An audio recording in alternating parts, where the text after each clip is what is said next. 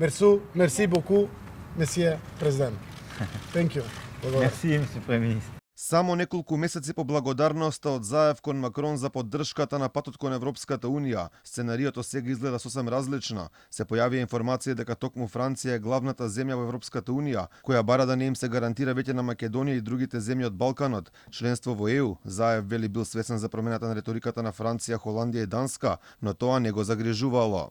Јас ги разбирам и Франција, и Холандија, и Данска, кога го дефинираат самиот наратив, но нема никаква двосмисленост или нејаснотија во желбата на сите 27 земји членки за идната интеграција на Западен Балкан во Европската Унија. Тоа ни беше појаснато и од претседателката на Европската комисија и од комесарот Вархели, затоа што новата методологија не само за нас, како земји Северна Македонија и Албанија кои што се надеваат на почетокот на преговорите и отварањето на првите кластери. Заев порачи дека треба малку да не плаши најавата за укинување на безвизниот режим. Вели во моментов Македонија не е загрозена, но штом се соседите, тоа требало и за нас да представува аларм за можно враќање на визите. Овој страф е оправдан ако се знае дека Белгија се пожелела дека има многу барања за азил од македонски државјани, зашто сега се спроведувала истрага, дали можеби се изолирани случаи. Значи ние го немаме проблемот, но не значи дека не треба да бидеме загрижени за нешто што се случува во Западен Балкан. Регионот е наш, е мал, ако го има во соседите ќе дојде и кај нас.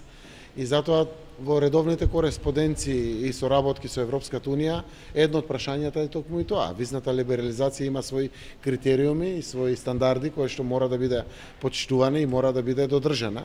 За жал многу често се злоупотребува, ама тоа од поединци. Ваквите изјави воопшто не наликуваат на оној Заев од претходно, кога тој беше голем оптимист за евроинтеграциите. Дури Македонија неколку пати го добиваше датумот за старт на преговори со Европската Унија, кој се уште го нема. Така беше на 2 јули 2018 година, кога Заев се пофали дека почнува скрининг процесот, кој исто како и датумот се уште го нема. А истата година од авион стигна и пофалба од Заев дека датумот веќе бил добиен. Скрининг процес почнува на 17 јули овде во Македонија.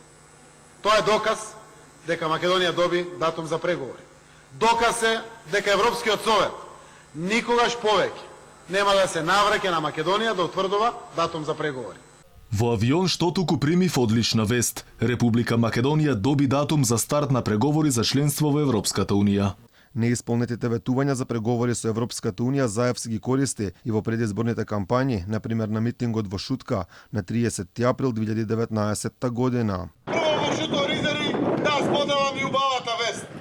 Пред неколку часа се вратив од Берлин. Нашата заедничка земја конечно отвара поглавја, почнува да преговара. Сепак на крајот ситуацијата е друга, сега веќе ниту оптимизмот го нема кај Заев. Најавите се дека и речиси невозможно датумот да го има до крајот на оваа година. Дури по се изгледа исчезнува и декларативната поддршка која имавме од европските сили, пред се Франција, која во моментов е главна против проширувањето на Унијата. Merci beaucoup, месие президент. Thank you. Merci, monsieur Premier ministre.